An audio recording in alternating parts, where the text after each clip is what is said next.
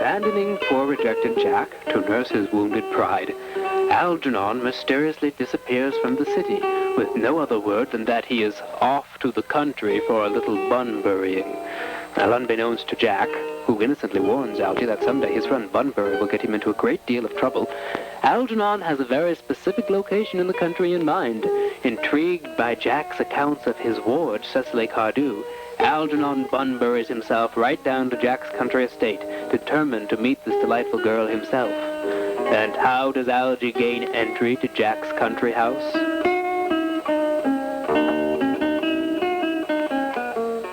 Mr. Ernest Worthing has just driven over from the station.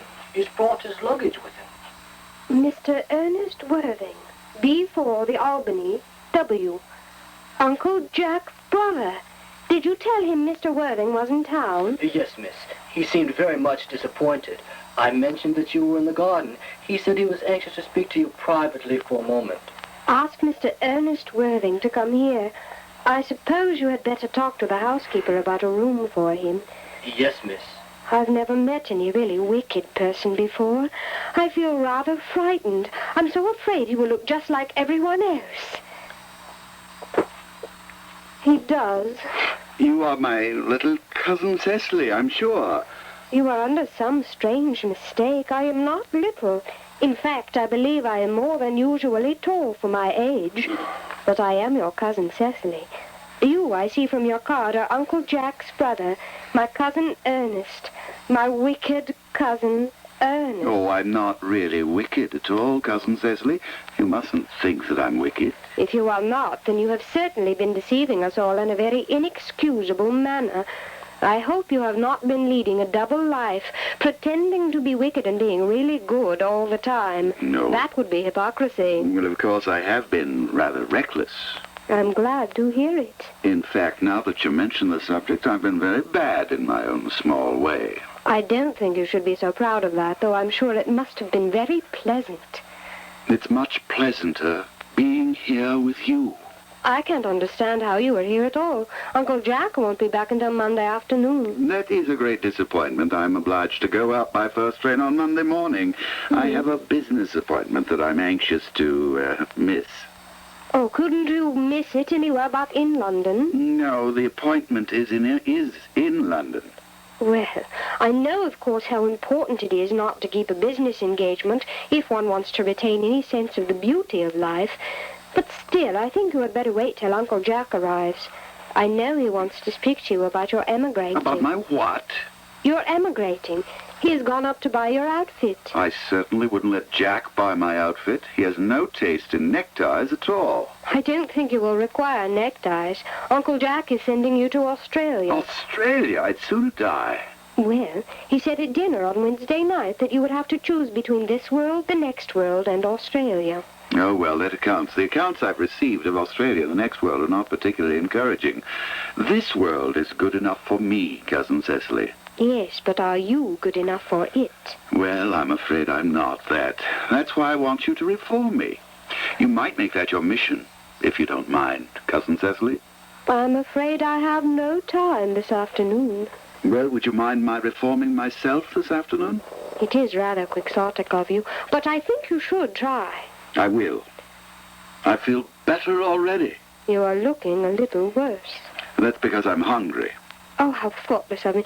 I should have remembered that when one is going to lead an entirely new life, one requires regular and wholesome meals. Won't you come in?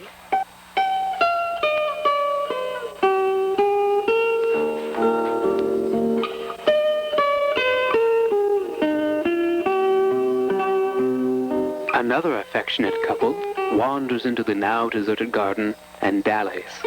They are none other than Cecily's admirable governess, Miss Prism, and her constant companion, the Reverend Dr. Chasuble, rector of the local church.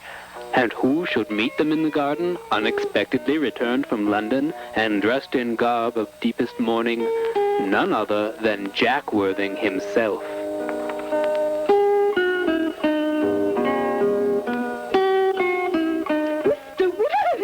Mr. Worthing? This is indeed a surprise.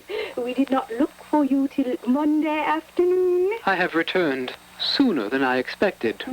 Dr. Chasuble, I hope you are well. Dear Mr. Worthing, I trust this garb of woe does not betoken some terrible calamity. My brother. More shameful death than extravagant? Still leading his life of pleasure. Dead. Your brother Ernest dead? Quite dead. What a lesson for him. I trust he will profit by it. Mr. Worthing, I offer you my sincere condolence. You have at least the consolation of knowing that you were always the most generous and forgiving of brothers. Poor Ernest. He had many faults, but it is a sad, sad blow. Very sad indeed. Were you with him at the end? No, he died abroad. In Paris, in fact. I had a telegram last night from the manager of the Grand Hotel. Was the cause of death mentioned? A severe chill, it seems. Uncle Jack! Oh, I'm pleased to see you back. But what horrid clothes you've got on. Do go and change them. My child. What is the matter, Uncle Jack? Do look happy. You look as if you had a toothache, and I have got such a surprise for you. Who do you think is in the dining room? Your brother. Who? Your brother, Ernest. He arrived about a half an hour ago. What nonsense! I haven't got a brother! Oh, don't say that. However badly he may have behaved to you in the past, he's still your brother. You couldn't be so heartless as to disown him. I'll tell him to come out. And you will shake hands with him, won't you, Uncle Jack? These are joyful tidings. After we'd all been resigned to his loss, his sudden return seems to me peculiar distressing. My brother is in the dining room? I don't know what it all means. I think it's perfectly absurd.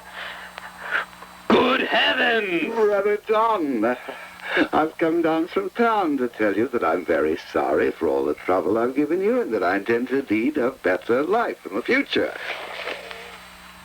Uncle Jack, you are not going to refuse your own brother's hand. Nothing will induce me to take his hand.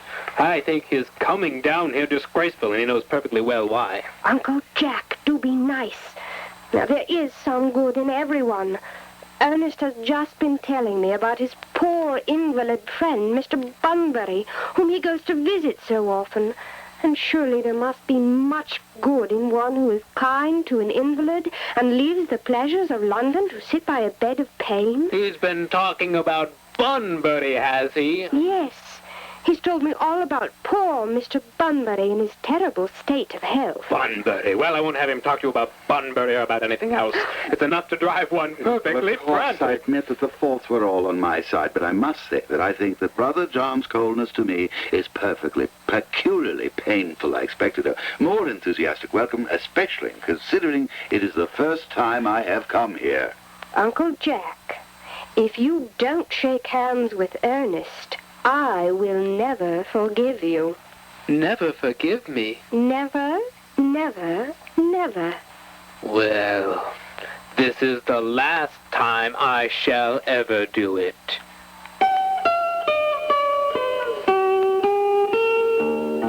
Now thoroughly ensconced in the Worthing household, it is a very short while before Algernon, moved to take Cecily for his bride, finds her alone and proposes to her.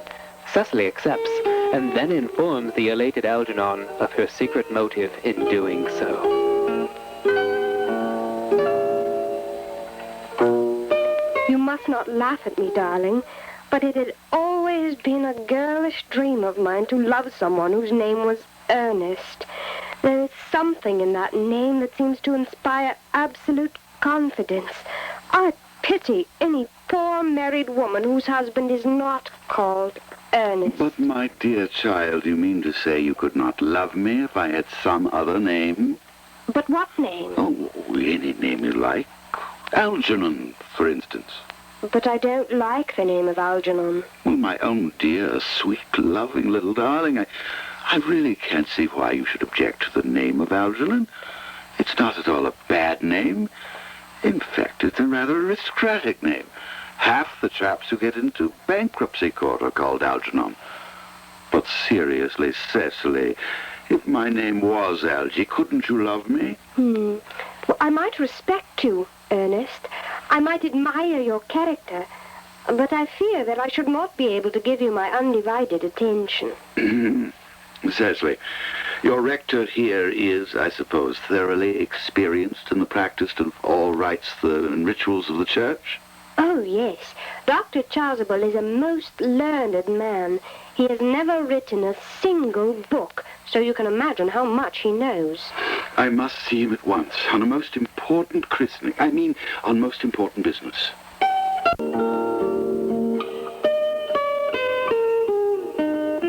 While Algernon is out seeking Dr. Chasuble's services, a third, equally unexpected visitor appears on the scene.